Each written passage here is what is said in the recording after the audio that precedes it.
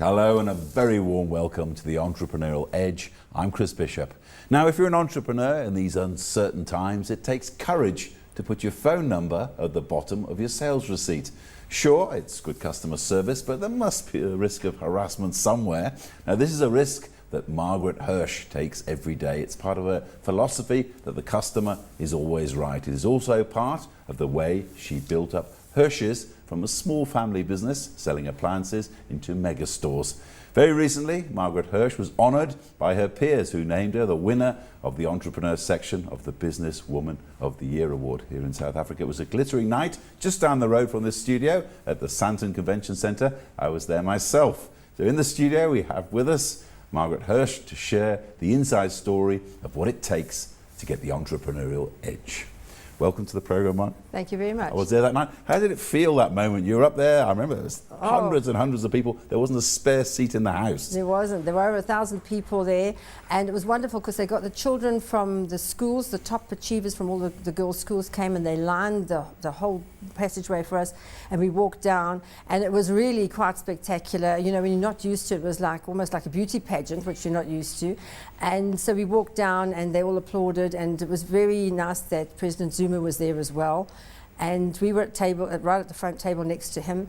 And when they called it up, of course, there's that big rah-rah ahead of time. And then they call you up and you just sort of sit there and there's that minute of silence.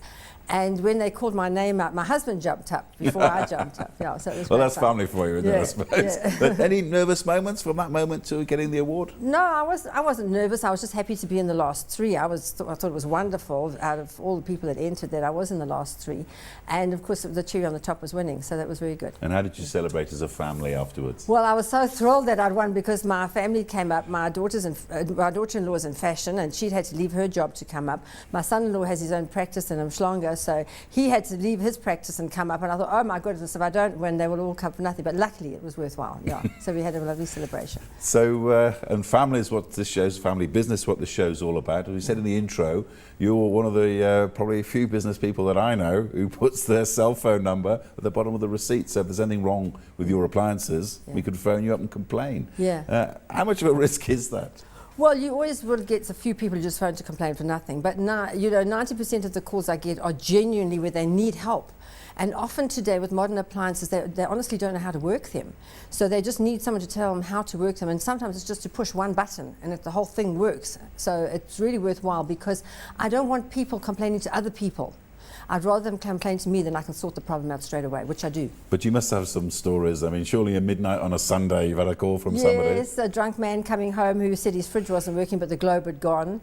We had that. I had a lady who bought a washing machine and said it didn't work but she didn't have any taps in the house yet. So yeah, we've had the odd one, but most of them are fine. They're just ordinary people who just don't know how to work things and we show them quickly. And isn't this one of the great stories of our generation, this service thing? People say that service is going out of fashion. Well, I think it is going out of fashion and that's what sets us apart from the rest. And I think that's one of the reasons I won because our company is growing year on year. You know, people talk about a recession. We don't have a recession and we're just getting stronger and stronger. I'm opening a new branch in Boksburg next month. So actually on the 24th of this month, the time goes so quickly. And so for us, we're growing and growing all the time and our business is doing extremely well because we give service and because people want to speak to people. They don't want to speak to machines. Or call centres rather, which I could agree with you on that one. Because remember what they say when you're waiting, your call is very important to us. Yes. And I always say in my head, well, why don't you answer it then? That's right. You want a person to speak back to you. You don't want a machine. Exactly. Yeah. So let's go right back to the beginning. Yes. You started with a few hundred rand, about 900 rand, wasn't That's it? right, And yes. you started just almost doing the deliveries yourself. Well, we had to do everything because it was only Alan and myself and we had two labourers who worked with us. We started off just doing repairs and that's why we're in the service industry because we started repairing and we started helping people to get their machines working and then when they weren't worth fixing any longer, then we sold them new ones. So that's how we started out, very slowly. And then what really put us on the map was the microwave oven because in 1979 people didn't know what microwave ovens were. And we had one and we couldn't sell it, so I took it home and I started cooking in it. My neighbour came over, she loved it. And then we went into our little shop, which was the size of your bathroom, and we put all the stuff on the pavement. And I did a little cookery school and I showed people how to work it. And we sold 11 microwaves the first night. And from that, and today I'm still doing microwave lessons in my stores. We still cook in the stores, everything from electric pressure cookers to tagines to all sorts of different things, steamers. We cook in them, and if you come into our store, you'll get a cup of coffee made in one of the coffee machines. So it was simply the fact that people didn't know what these things did, that they weren't selling. Even today, microwaves. people buy things and they don't know how to work them. And surely it's getting worse and worse for you in the appliance business. I mean, my daughter, when I get anything, I give it to her and she goes, pushes the buttons, gives it back to me. Yes. But there's a whole generation out there with spending power who Yes. actually don't understand half of the things in the shops. How do you deal with that? No, the young people really do know what's going on in the stores. It's the older people who buy the things and don't know how to work them. But we sell now laptops, cell phones, iPads, all that type of thing. So yeah, there's a lot, and we do lessons. We do photographic lessons. If you buy a camera from us, you come to us and we teach you how to use it. So I think that sets us apart from the rest. We started teaching microwaves, and now we teach everything. If you buy it from us, we teach you how to use it. Okay, well, we'll talk about your training, your very interesting training methods in the second half. But how humble were those beginnings when you started out the first 6 months or a year as an entrepreneur? Oh, well, when I married my husband, he was earning 25 Rand a week, so I sure didn't marry him for his money. But when he qualified, he became a little bit better off. But when we started off, we really started with nothing. So I think that sort of makes you feel for people who come to you who haven't got anything, and then you know what they feel like, so you can help them. And how did you grow from, one tiny little operation doing the deliveries yourself, a few hundred rand? What was the next step? Well, we just worked really, really hard, and we kept ploughing our profit back into the business, and I think that's the secret of success, and that's where a lot of people do go wrong. They think that turnover equals profit, and it doesn't. So they spend the money as it comes in, and then, oops, one day there's no money left. So we've always ploughed our money back into the business. We own all our own properties, so we don't have the heavy rentals that some people have to pay. We're now with our concept stores, which are Samsung, Sony, and now we've got bedroom boutique and lighting stores. There we sometimes do rent in shopping centres, but mostly we own our own properties, and we've ploughed all that money back into the business. If we had money, we bought more stock. When there was a special, we bought in so that we could pass that special on to our customers. And what kind of difficult decisions did you have to make in the early days when you were ploughing your profits back into the business? Well, it's always a difficult decision. Do you take the risk or don't you? And in business, and if you want to be an entrepreneur, you've got to take a risk. And sometimes you do lose out. Sometimes we've taken bad risks and we've lost. I lost 5 million Rand in one afternoon in a heartbeat. So, I'm going to ask you, sorry, how did you do that? I just made a bad business decision. I bought a ready-going business, which I thought was good, and it wasn't. So, but you learn, and now I'll never buy another ready-done business again. I'll always start from fresh. So you do learn by your mistakes, and you do make a lot of mistakes. Sometimes we've bought products which haven't sold, and we've had to sell them at a loss.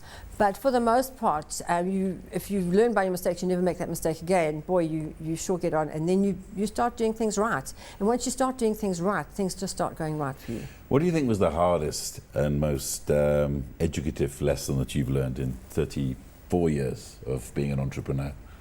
There have been so many lessons. I think working with the public is challenging. It's not easy because you never know if they're having a bad day and they'll take it out on you. But for us, we just look after our customers, and that's what we do all day, every day. And with our staff as well, we teach them that the customer comes first. You've got to decide what that customer wants. Sometimes the customer doesn't know what they want. You make the decision for them, you look after them, and you continue to give good service. This thing about service, though, is it not greatly lacking wherever you go in the world at the moment? I mean, I think it's a problem. The other day, I bought something for my children which didn't work. It was a computer game for them. It didn't work. I took it back, and the lady said, "Oh, I'm sorry. You should have known this wasn't going to work. Sorry." And I said, "Well, I've been coming here for 10 years. I've given you tens of thousands of rand. Are you not going to?" And she said, "Oh, all right." And I thought, what is that? Yeah. No, we go the extra mile for our customers. Ours is a full service store. It's not a self-service store. So when you come in, somebody will come up to you and they will ask if they can assist you. And if you tell them what you want, they will assist you. If you don't know what you want, they've been trained to find out what the correct product is for your needs. And they will go that extra mile for you. And they'll take time out with you as a person. It's not just, this is the way it's done. I always say we don't employ robots. We have real people who work there who can empathize with you if you have a problem and solve that problem.